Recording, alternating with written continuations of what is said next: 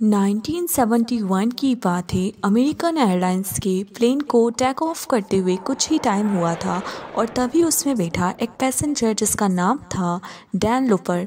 वो air hostess को अपने पास बुलाता है और इसे एक एनवलप देता है और उसे पढ़ने के बाद उसमें जो लिखा हुआ होता है उससे पूरे अमेरिका में हलचल मच जाती है। आखिर ये डैन कूपर कौन था और उसमें क्या लिखा हुआ था? तो शुरू करते हैं उस मिस्ट्री को जो आज तक भी सॉल्व नहीं हो पाई है।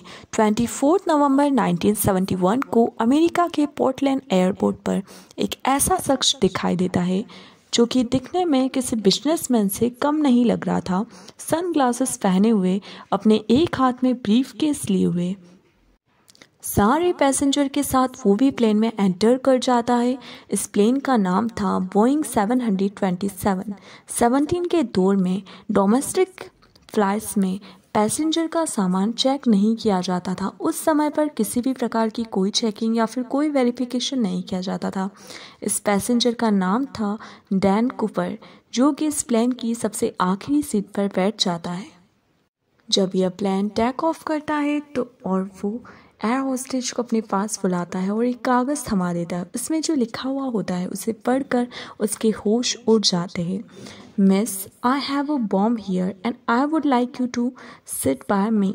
मेरे पास एक बॉम्ब है और आप मेरे बराबर में आकर बैठ जाइए। तभी वह अपना ब्रीफकेस खोलता है और उसमें डायनामिक बॉम्ब होते हैं। एयर होस्टेस समझ जाती है कि हमारा प्लेन हाईजैक हो चुका है। तभी वह अपने पायलट को इन्फॉर्म करती है और हाईजैकर अपनी 3 डिमांड्स बताता है। पहला, उसे 5 बजे से पहले $2 लाख कैश चाहिए थे और दूसरा, उसको पैराशूट पेयर और तीसरा, सिरटेल एयरपोर्ट जहाँ की उसने टिकट बुक करवाई थी वहाँ रिफ्यूल ट्रक चाहिए था। अमेरिका की हिस्ट्री में ऐसा पहले कभी नहीं हुआ था। ये पहला ऐसा प्लेन था जो हाईजैक हुआ था। अथॉरिटीज़ को पता था कि डैन कूपर बचकर नहीं जा सकता, इसीलिए उन्होंने हाईजैकर की डिमांड्स को पूरा करने का फैसला किया। उन्होंने सिरटेल नेशनल बैंक से 2 लाख रुपए कैश मंगवाए और उन नोटों पर लिखे हुए जो सीरियल नंबर्स थे उनको नोट भी कर लिया गया। अभी तक उस प्लेन में बैठे हुए 35 पैसेंजर इस बात से वाकिफ नहीं थे। उन्हें टेक्निकल डिफेक्टिव बताकर प्लेन से उतारा गया। 5:45 पर प्लेन को लैंड कराया। पैसों से भरा बैग व पैराशूट डैन कूपर को दिया गया। साथ ही इस जहाज को फिर से रिफ्यूल किया गया। अब पायलट को डैन कूपर के कुछ इंस्ट्रक्शन को फॉलो करना था। डैन चाहता था कि प्लेन के फ्लैप्स और लैंडिंग गियर्स खुले रहे।